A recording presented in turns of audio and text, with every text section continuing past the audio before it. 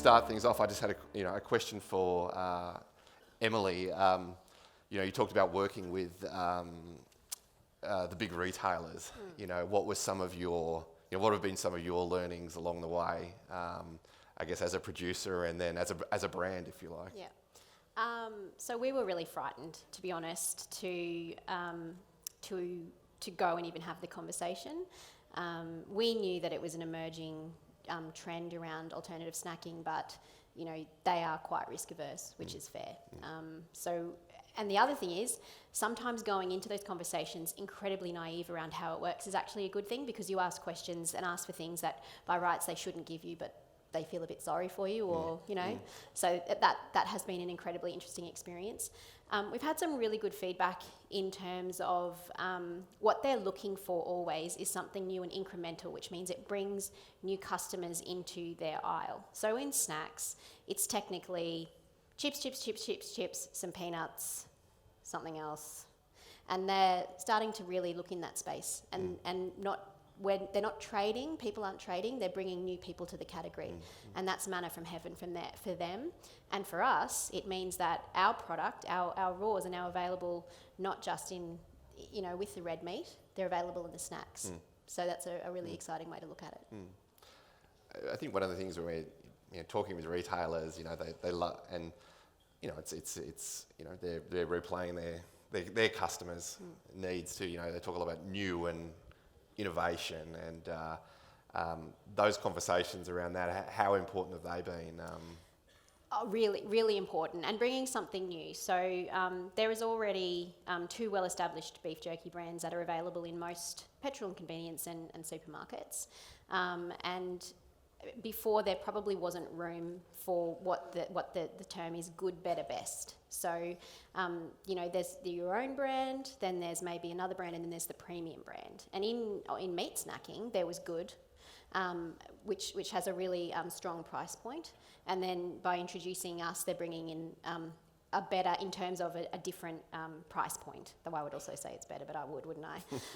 But it's a different price point, and it means that people, when they're scanning in their 7 seconds of I need a snack, what will trade me up to that? To put my hand in my pocket for a bit more. So having more people coming in, it's a bigger spend in their store.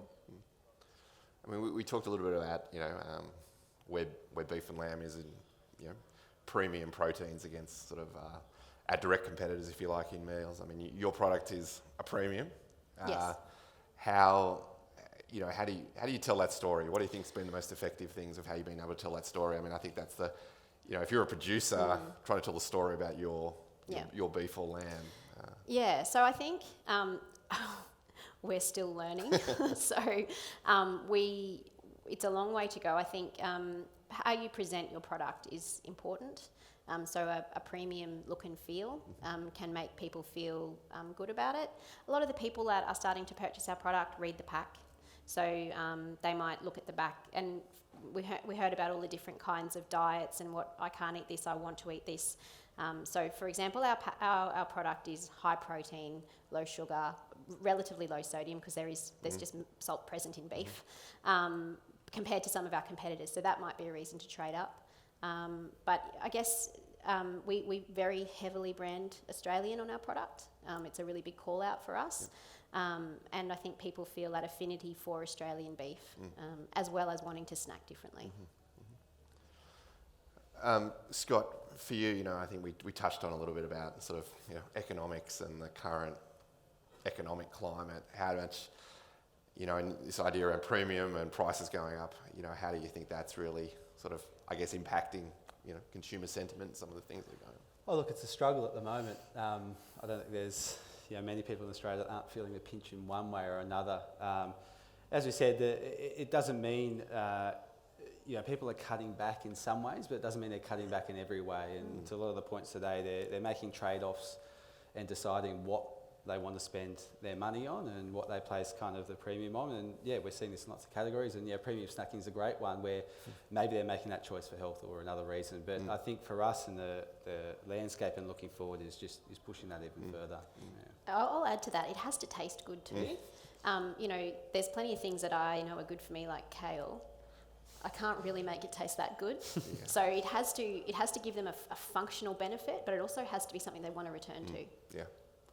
Yeah, I think we saw something the other day. I think that full fat butter is growing at 13%.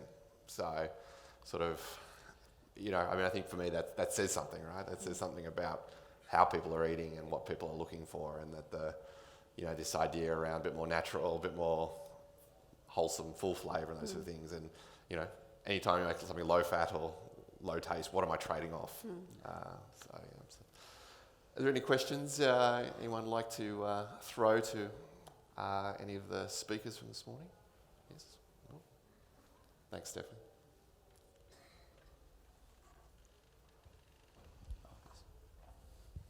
Hello, Annie Rogers from Merriwa. We're beef producers.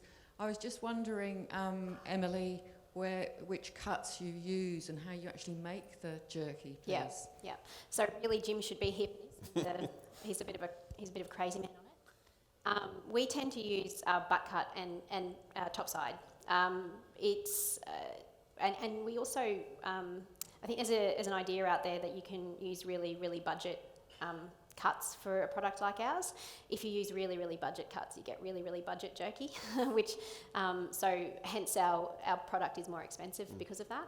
So we tend to use younger animals, very little intramuscular fat because it doesn't dry, and not much interconnective tissue. So you don't want to end your eating experience with a ball of sinew, basically.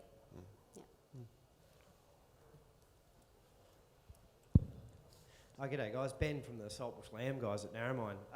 Emily, like yourself, we've done an absolute mountain of farmers markets and supplying our raw lamb product to the customer, moving away from that to now doing a direct order, direct delivery system, which is working much more efficiently, pre-order, prepay. Everyone's got a home to go to before they're killed. And then also linking that back with our Saltbush story as well, and drought-proofing Australia with that native Australian shrub. Going forward though in the technology speak and getting into telling our story and linking it through, the role of QR codes these days and what goes on with that, I'm really excited about that space and the augmented reality tour of the phone, using your phone to look at the farm from wherever in the world. Is there any research around on what the uptake is for those QR codes and how effective are they and how many people are actually using them? And if I've got a flyer on my stall at an event or whatever, or a QR code on my packaging, how many people are actually engaging with that? And is it something worthwhile going into for it? So, yeah, has MLA got any info on that yet? And how do you guys see it happening? Look, I mean, my understanding is the uptake of QR codes is pretty low, but I think it's going to change. One of the big changes will be probably a little bit more the mainstreaming of it. Google Lens is just sort of hitting and being built into Google now, so that if you get on your smartphone, it's right there in the search bar. So the idea that you actually don't even need a QR code anymore. You could just get a packet of Jims, and literally it will recognise that pack and it will serve you some information about it. So I mean, I think there's going to be a whole growth around what happens once someone does scan that. What's the story that gets fed to you, right? Because it's going to be based on Google searches and it keeps you in their ecosystem. And someone said to me, if you ever wanted to bury a story, put it on the page 2 of Google, because no one looks there. So it's probably about optimizing, making sure that when someone does search for your product, however they search, whether they use a technology, that the story that you want people to see about your product is right there and front and centre. I think it's coming more. I think it's the technology and the mainstreaming of that is going to catch up, and I think that's in the next 12 months. So I think you're doing the right thing to be getting ready for it. I think it's one of those things of adoption will, it's only really the people that are really sort of au fait with it are using it now, but it'll become mainstream very quickly. Yeah, if I can just jump in, we actually did a project with MLA earlier this year where they took an image of our product, and there's an app and I can't remember the name of it, but basically exactly that. Put your, so if you imagine a shopping aisle, you have your phone out, as soon as it saw our image, the story jumped up of the experience of eating Jim's Jerky. What does Jim's Jerky taste like? It tastes like Australia, it tastes like, you know, umami beef, that sort of thing. We're right at the beginning of that kind of thing, and I think the uptake is low, but over time it will become more common, and how that then ties in with your ability to sell more product, as opposed to it just being something you invest in that actually doesn't give you a sales kick. And I think that's probably what we don't know yet. I think you're sort of adding to that. You know, we've still got this challenge of it's a percentage of people that really want to know more. And there's a lot of people that just don't. They just want to get in and out of the supermarket or whatever it is sort of as quickly as possible.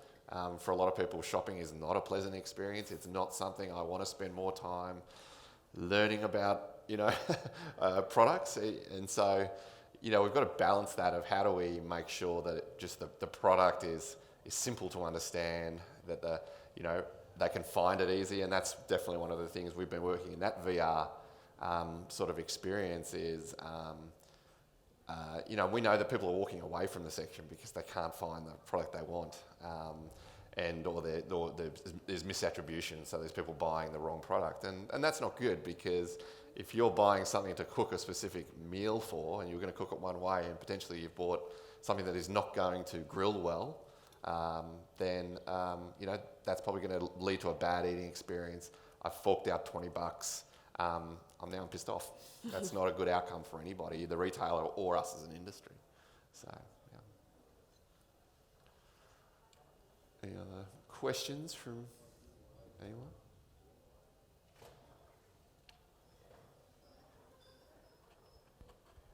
G'day, Murray Gray, producer from WA. I see up on your list of corporate affiliations up there that Virgin was listed, and Virgin, obviously Richard Branson came out quite publicly stating that, you know, he saw the future moving away from red meat. How have the interactions and that education process gone? Yeah, look, I mean, thank you for picking that up, because actually we see that as one of a fantastic win we had.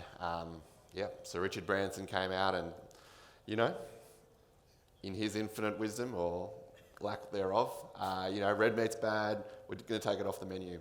I have to give it to Pip Band, our sustainability manager in that space, who's done a lot of work on the beef industry sustainability framework. We had enough evidence to go back into Virgin Australia and say, actually, this is what the industry is doing. This is the industry's position on it.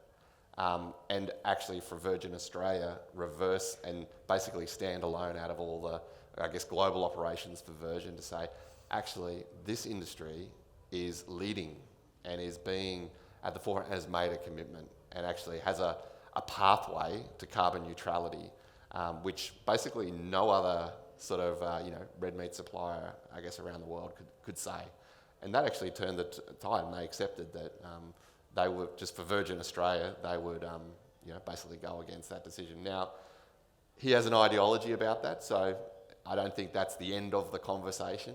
I think we've got to make sure that we continue to tell that story and continue to ramp up the engagement with them to sort of, and bring them into that conversation and understand, well, you know, tell us why, and, airlines are hyper sensitive, I think, to the environmental conversation because they are right at the forefront of emissions as well, and, unnecessary emissions as well. So I think we can be a bit of a shining light for them to say, you know what, you just got to put a stake in the ground, and then you've got to harness the energy and the commitment of, and the spirit of the people that make up the industry, and you can make a difference and you can stand for something different. Yeah, so. Anybody else?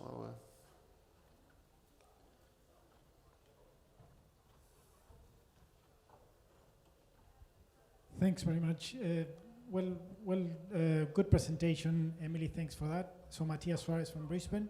I just want to ask you a question based on what Howard was telling us this morning, that perception or the user that goes into a supermarket wants cheap and fresh, and by the looks of it, your product it doesn't have either of those. And how do you see that affecting your future? Yeah. So if you tried our product, you'd know it is incredibly fresh when you open it. No, it's a good point, and I think to be completely honest, it's really great to be partnering with the supermarkets. It gives us a lot more exposure, but in terms of sales, it's not a silver bullet for meat snacking because we are not a grocery item. We're an impulse item. So there are going to be a certain amount of people who, when they go shopping in the chocolate aisle, will buy Cadbury, but some will buy Lindt, the more expensive one, because that's their little trade-off for the week. Oh, I've had a hard week, I'm going to buy the more expensive chocolate, and it's true of the ice cream that you used as well. So there's space for it. In terms of our product, where we work really well and where we're also trying to work really hard is it's a much more fragmented market in petrol and convenience, but in terms of impulse, people are thinking less about how much they're spending because they've just put $120 in their Land Cruiser. So, I also want a snack. I shouldn't eat chips. I know that's better for me. That's protein. So that is a really good growth space for us, but a bit more of a difficult one to conquer. But again, you've got to find the occasions where people are looking for an alternative snack, and we're best to sell that. So yeah, you're right, but there is a place for it, but it's probably not the best place. I think it's just to add to that. When we were doing a lot of the research around for some of the campaign work around Australian beef the greatest, obviously dial up Australian for all the obvious reasons, but when consumers say, what do you want out, or what are some of those needs, fresh comes to the top. But when you unpack it, fresh just doesn't mean that it's chilled or it's they talk about where it came from, and actually they don't in a lot of ways nominate a region or anything. They just say actually from Australia is really equates to fresh for a lot of people. So people don't particularly articulate food miles and how far it's travelled and what's been that footprint, but people sort of know that if it's from Australia, it probably means fresh, even if it does come in a packet. So I think we're getting the wrap up now, so that's the end of the session. Just wanted to thank again Emily for coming and telling our story and being a wonderful advocate, obviously, for Australian beef, and for Scott delivering fantastic insights and hopefully really breaking that down. I know we'll be around for most of the day, so please, if you see us, come and have a chat if you haven't, a question that you didn't get to ask. And so thank you very much for your time this morning. So.